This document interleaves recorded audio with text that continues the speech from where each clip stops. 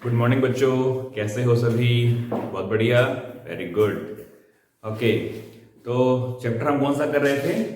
Is matter around us pure? क्या matter हमारे आसपास प्योर है? तो हमने जवाब दिया था नहीं है, और हमने उसमें एक टाइप की थी, दैट वाज होमोजीनियस मिक्सचर, जहां पे हमने पढ़ा था सॉल्यूशन के बारे में। इसका लिंक कहाँ मिलेगा आपको? डिस्क्रिप्शन में, ठीक है। ओके, तो वहां हमने क्या पढ़ा था? हमने वहां पर पढ़ा था सॉल्यूशन क्या होता है, उसके कौन कौन से कंपोनेंट्स होते हैं, कॉन्स्टिट्यूएंट्स होते हैं, सोल्युबिलिटी क्या होता है, सोल्युबिलिटी निकालने के लिए फॉर्मूले कौन से हैं, न्यूमेरिकल हमने उस पर ट्राई किए थे। ओके, आज हम बात करने वाले हैं हेट्रोजीनियस मिक्सचर की। ठीक है, चलिए स्टार्ट करते हैं। तो टॉपिक हमारे पास कौन सा है? Heterogeneous mixture. तो क्या मतलब है हेट्रो का? हेट्रो का मतलब होता है जो कि डिफरेंट हो, सेम ना हो। जैसे एक बॉय एंड ए गर्ल, तो boy and girl are hetero, दोनों अलग अलग है वो, ठीक है। तो हेट्रो मतलब डिफरेंट। जीनियस का मतलब क्या है यहाँ पे? इसका मतलब मैंने बताया था लास्ट वीडियो में भी, दैट इज अपीयरेंस। तो हम एक ऐसे मिक्सचर की बात करेंगे जिसको अगर मैं देखता हूं ध्यान से, तो उसका जो अपीयरेंस है वो मुझे सेम नहीं मिलेगा, रैंडम मिलेगा, डिफरेंट मिलेगा। जैसे आप सैंड लीजिए, सैंड को मिक्स कर दीजिए वाटर के साथ, डिसॉल्व कीजिए, सैंड डिसॉल्व नहीं होगी। But if you look at it carefully, आप देखेंगे कि जो सैंड के पार्टिकल्स है उनका जो साइज है वो सेम नहीं है, वो डिफरेंट है। This becomes heterogeneous. सिमिलरली आप मिक्स कीजिए सैंड को शुगर के साथ, and if you pay attention to that mixture carefully, आप ये देखेंगे कि सैंड के पार्टिकल्स अलग से दिखाई देंगे और शुगर के पार्टिकल अलग से दिखाई देंगे। तो you can see the particles separately, that means वो भी एक हेट्रोजीनियस मिक्सचर है। समझ गए सब बातें वाली? So it is a kind of mixture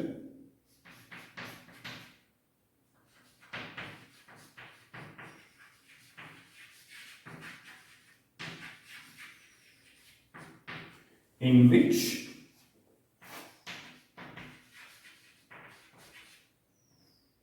appearance is not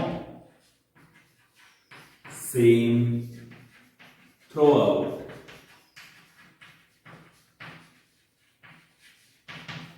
ठीक है, दैट मीन्स इसमें पार्टिकल्स का डिस्ट्रीब्यूशन नॉन यूनिफॉर्म होगा। तो एक और बात लिख सकते हैं, that it has non uniform distribution of particles. It is like that, अगर मैं एग्जांपल लूं क्लासरूम का, तो अगर एक क्लासरूम में सभी बच्चों की हाइट एक जैसी है तो उसे मैं कहूंगा यूनिफॉर्म डिस्ट्रीब्यूशन ऑफ हाइट। और अगर सभी बच्चों की हाइट रैंडमली है, अलग अलग है, तो उसे हम कहेंगे नॉन यूनिफॉर्म डिस्ट्रीब्यूशन। एक बच्चा छोटा है, एक बच्चा बड़ा है, फिर एक छोटा है, एक बड़ा है, लाइक दैट। समझ गए सब बातें वाली? इसका एग्जांपल एक और लेता हूं मैं। आपके पास सिर्फ शुगर है, तो शुगर में सब पार्टिकल सेम होंगे, तो उसको कहेंगे हम यूनिफॉर्म डिस्ट्रीब्यूशन। शुगर में आप सैंड मिक्स कर दीजिए, कुछ पार्टिकल डिफरेंट हो जाएंगे, तो उसे हम क्या कहेंगे?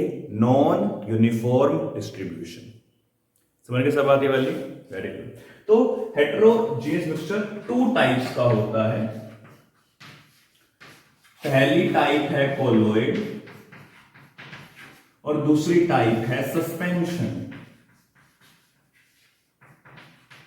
ठीक है, तो अगर मैं कोलोइड की बात करता हूं तो वो क्या होता है?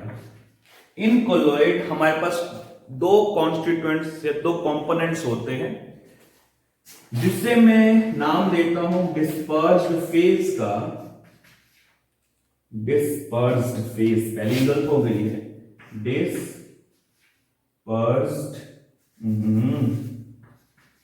Phase and dispersion medium।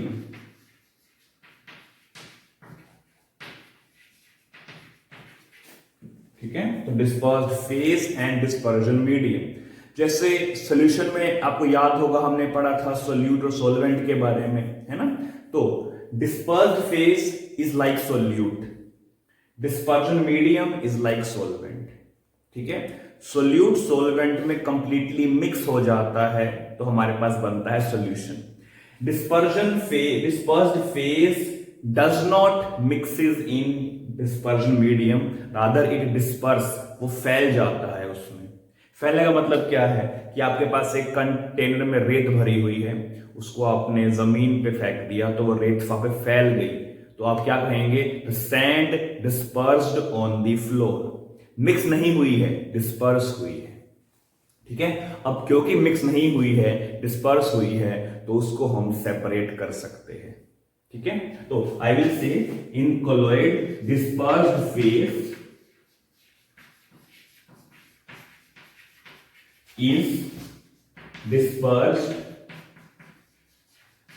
in dispersion medium,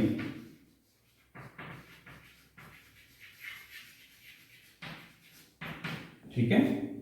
ये फेज का मतलब क्या होता है, जैसे solid phase, liquid phase, gaseous phase, मतलब दो स्टेट्स ऑफ मैटर डिफरेंट है तो वो डिफरेंट फेज में एग्जिस्ट कर रही है, ठीक है। जिसको मैं देखकर बता सकता हूं कि ये डिफरेंट है, उसको हम फेज कह देते हैं। जैसे हम कहते हैं हमारी लाइफ में दो फेज होते हैं, एक गुड फेज और एक बैड फेज।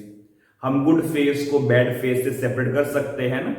उसी तरह यहां पर भी हम यूज कर रहे हैं वर्ड फेज का, कि हम एक कंपोनेंट को दूसरे कंपोनेंट से सेपरेटली देख सकते हैं, तो यहां पर यूज हुआ टर्म फेज का।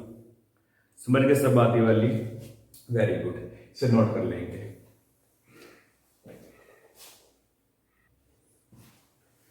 तो बच्चे हमने बात करी कोलॉइड की, चलिए बात करते हैं सस्पेंशन के बारे में एक बार। तो सस्पेंशन क्या है, सस्पेंशन में भी हम बात करेंगे डिस्पर्स्ड फेज की और डिस्पर्जन मीडियम की।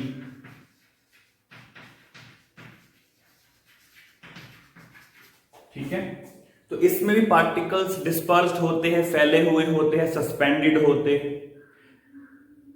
जैसे कोलॉइड में जो पार्टिकल का साइज होता है वो लगभग स्मॉल होता है, सॉल्यूशन में पार्टिकल का साइज बहुत ही स्मॉल होता है, सस्पेंशन में पार्टिकल का साइज थोड़ा सा बड़ा हो जाता है। ठीक है, जैसे मान लेते हैं ये पार्टिकल है सॉल्यूशन का, ये पार्टिकल है कोलॉइड का, तो ये पार्टिकल होगा सस्पेंशन का। ये पार्टिकल तो डिसॉल्व हो जाता है सॉल्वेंट में, ये दोनों जो है वो डिस्पर्स रहते हैं, क्योंकि ये डिसॉल्व नहीं हो पाते तो ये फैल जाते हैं, डिस्पर्स हो जाते हैं। समझ गए सब बातें वाली? Okay, very good. तो in suspension I will say dispersed phase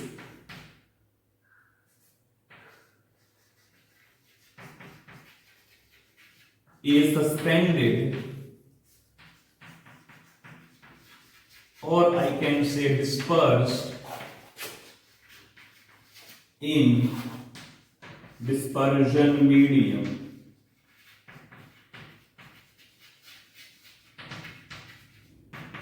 So this is your definition of suspension. Example क्या है? Example हमारे पास है sand in water. एग्जाम्पल हमारे पास है sand with sugar and ETC so on. ठीक है, जैसे एग्जाम्पल हम वो लेते हैं जो आप रोज देखते भी है, कभी कभार आंधी चलती है, तूफान आता है तो उसमें धूल उड़ती है, वो धूल की वजह से पूरा एटमॉस्फेयर हमारा धुंधला सा हो जाता है, ब्लर्ड हो जाता है, ब्राउनिश हो जाता है, एंड जैसे ही हवा रुक जाती है कुछ समय बाद वो धूल नीचे बैठ जाती है। तो उस समय जो मिक्सचर क्रिएट हुआ उसे हम सस्पेंशन कहते हैं, क्योंकि सैंड के पार्टिकल्स सस्पेंडेड थे एयर में। समझ गए सब बातें वाली? अब एक और टर्म मैं यूज देखना चाहता हूं, वो है मीडियम। यहाँ पे मतलब क्या है मीडियम का? देखो, मीडियम का मतलब हिंदी में तो होता है माध्यम, कि किस माध्यम से वो चीज है। ठीक है, कौन सी चीज है? मिक्सचर है। Medium in this case can be gaseous medium, it can be solid medium और it can be liquid medium. जैसे मैंने बात करी आंधी तूफान के बारे में, तो उसमें जो मीडियम था वो गैस था, मतलब वो एयर मीडियम था। इस केस में हमारे मीडियम सॉलिड है, सैंड भी सॉलिड है, शुगर भी सॉलिड है। इस केस में लिक्विड मीडियम है, वाटर। सब देख पाए ना बात ये वाली? क्लियर ना? Very good. ओके, अब हम एक बार डिटेल में बात करेंगे कोलॉइड के बारे में, तो उससे पहले आप इसे नोट कर लेंगे।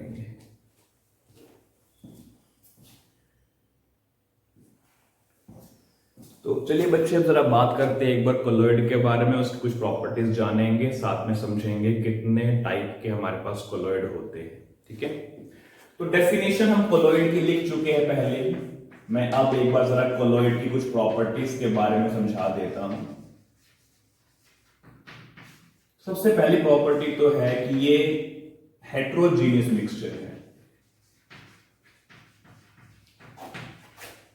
बट अगर आप इसको देखते हैं ना, तो देखने से ये लगता है होमोजीनियस, तो it looks homogeneous, but actually में ये हेट्रोजीनियस होता है। क्योंकि जब आप इसको माइक्रोस्कोप से देखते हैं तो आप उसमें पार्टिकल देख पाते हैं। पार्टिकल जो होते हैं वो डिफरेंट साइज के हो सकते हैं। अब पार्टिकल के साइज की रेंज क्या होती है इसमें? तो अगर मैं पार्टिकल साइज की बात करता हूं, तो पार्टिकल साइज इज, अगर x है तो वो लेस होगा 1000 नैनोमीटर से, बट वो ज्यादा होगा 1 नैनोमीटर से। ये nm का मतलब है नैनोमीटर, और नैनो का मतलब होता है 10 to the power -9। इसका मतलब है 0.000000001। इतना स्मॉल साइज होगा हमारे पार्टिकल का नैनोमीटर में।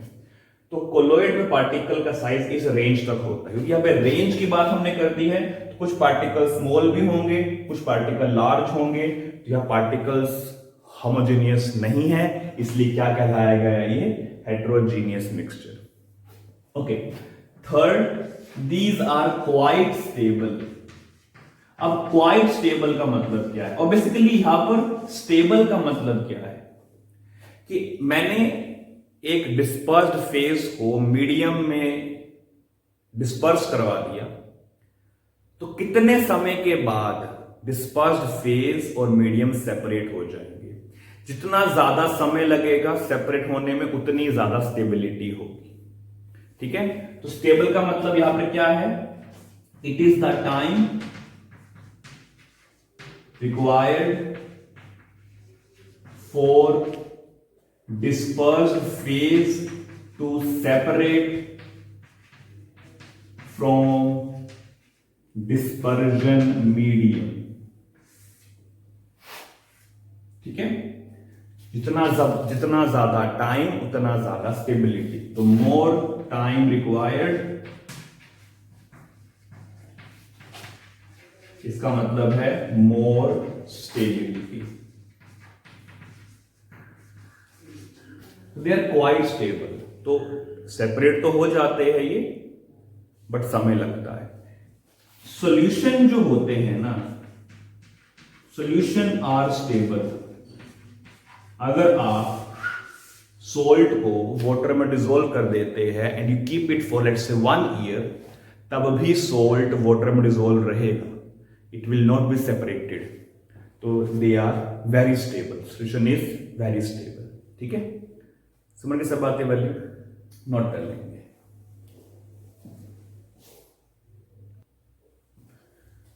तो बच्चे, नेक्स्ट प्रॉपर्टी हमारे पास है Tyndall effect. Colloidal particle Tyndall effect show करते हैं। टिंडल इफेक्ट क्या होता है वो समझते हैं पहले एक बार। तो सभी के घर में रोशनदान तो होगा, मतलब एक छोटी सी खिड़की होती है जहां से धूप अंदर आती है। ठीक है, तो क्या होता है कि जब धूप अंदर आती खिड़की में से, तो अगर वहां पे पार्टिकल्स प्रेजेंट है तो धूप जो है वो स्कैटर हो जाती है, सनलाइट स्कैटर हो जाती है। And when the sunlight scatters you are able to see the path of sunlight, उसी को हम कहते हैं टिंडल इफेक्ट। इसको मैं अगर समझाऊं डायग्रामेटिकली, तो मान लीजिए कि ये मेरे पास एक कंटेनर है, it is a transparent container, glass का बना हुआ है ये।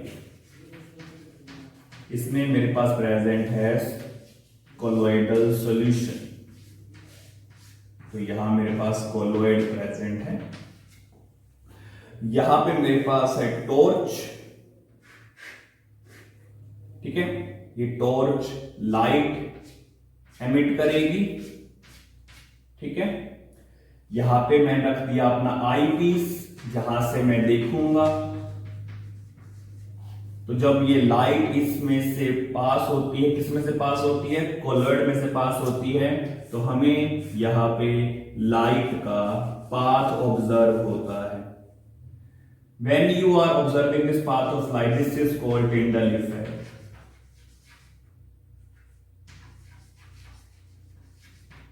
ठीक है, तो what is this? It is the scattering of light by the colloidal solution such that you can see the path of light. So let me define Tyndall effect. So it is the scattering of light by colloidal solution such that the path of light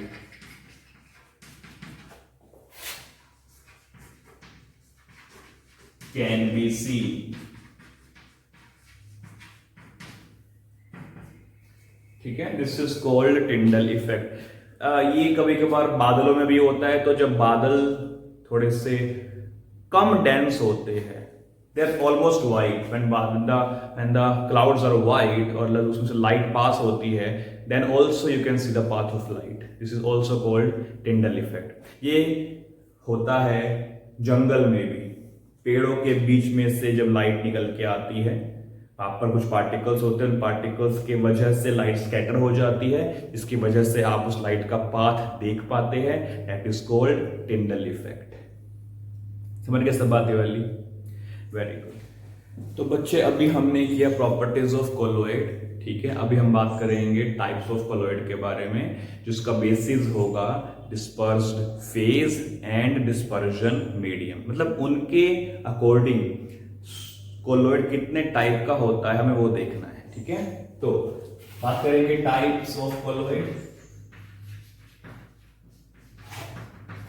on the basis of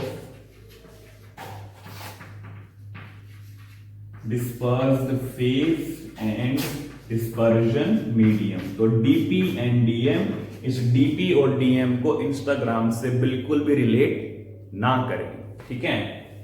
okay, तो यहां पर हमारे पास होगा dispersed phase, इसको मैं DP कह दिया था। यहां पर हमारे पास होगा डिस्पर्जन मीडियम, इसको मैंने डीएम कहा था। यहां पर हो जाएगा नेम ऑफ कोलोइड, और यहां पर हम बात करेंगे एग्जाम्पल के बारे में, ठीक है। तो सबसे पहले लेते हैं सॉलिड फेज और सॉलिड मीडियम। तो solid phase, solid medium, example इसको कहते हैं सॉलिड सोल, और सॉलिड स्टोन में हमारे पास आते हैं जेमस्टोन्स, जैसे कि रूबी। तो this is example of colloid, ठीक है। सेकंड लेते हैं, सेकंड में फिर से लेता हूं मैं सॉलिड फेज, मीडियम में अब लिक्विड ले लेता हूं, इसको हम नाम देते हैं सिर्फ सोल का। तो solid phase, liquid medium, name of colloid is sol. Example हमारे पास है स्टार्च सोल। स्टार्च मतलब कि जो चावल होते हैं उसको धोते हैं, तो जो पानी बचता है उसको हम स्टार्च सोल कहते हैं, ठीक है।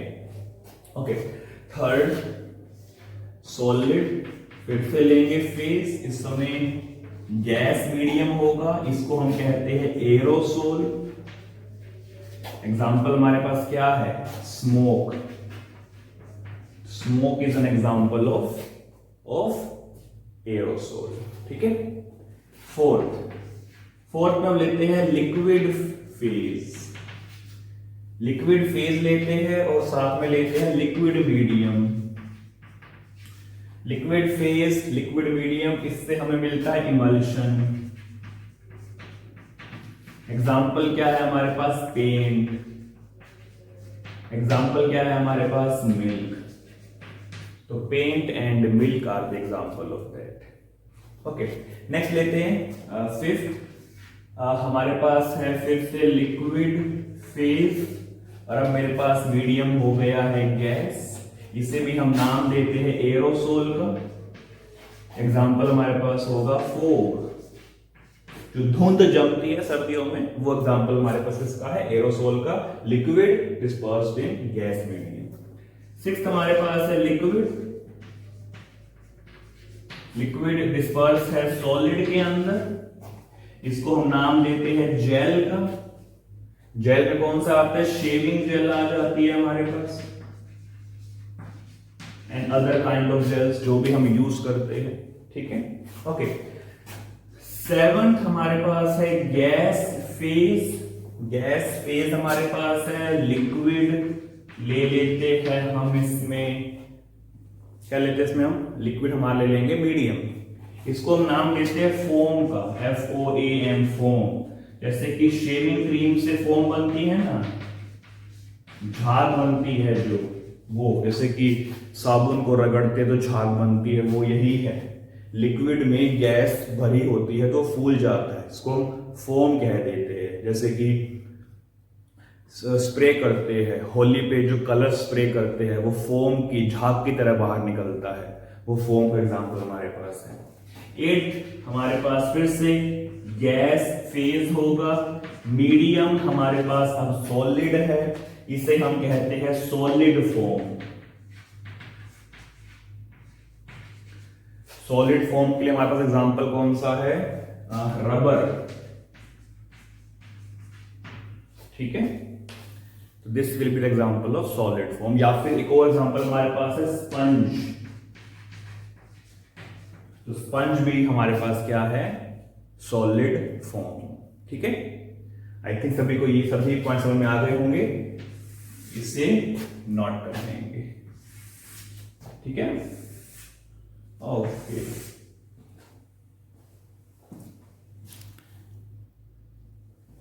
सो आई थिंक सबने बच्चे नोट कर लिया होगा ये। ठीक है, तो आज जो है बस इतना ही करेंगे हम। ठीक है, नेक्स्ट लेक्चर में हम पढ़ेंगे difference between solution, suspension and colloid. ठीक है, क्या क्या डिफरेंस है वो सब पढ़ेंगे डिटेल में। ठीक है, ओके। तो तब तक के लिए stay healthy, be safe and by two all.